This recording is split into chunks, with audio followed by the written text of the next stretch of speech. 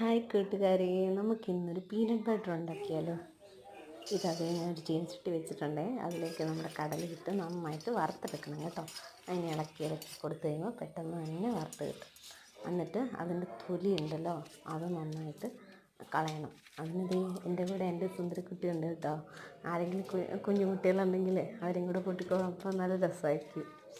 എന്നിട്ട് അത് നന്നായിട്ട് വൃത്തിയാക്കിയിട്ട് ആ തൊലിയെല്ലാം കളഞ്ഞതിന് ശേഷം നമ്മൾ ഒരു മിക്സിയുടെ ജാർ എടുക്കണം കേട്ടോ. മിക്സിയുടെ ജാറെടുത്ത് അതിനകത്തോട്ട് ഈ കടലയിടുക. കടലയിട്ടിട്ട് കുറച്ച് തേൻ ഒഴിക്കുക. നിങ്ങൾക്ക് എത്ര മധുരം വേണോ അതിനനുസരിച്ച് ഇടാം കേട്ടോ. ഞാൻ പിന്നെ കുറച്ച് ഉപ്പിട്ടു.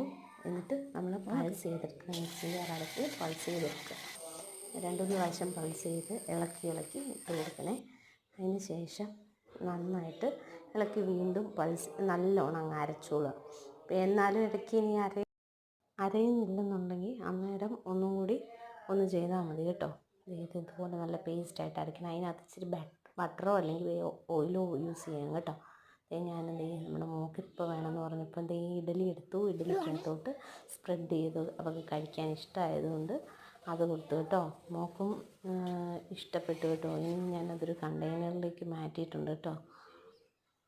എല്ലാവരും ഒന്ന് ട്രൈ ചെയ്ത് നോക്കണേ. ട്രൈ ചെയ്തിട്ട് അഭിപ്രായം കമൻറ്റ് ചെയ്യണം കേട്ടോ. Okay, by.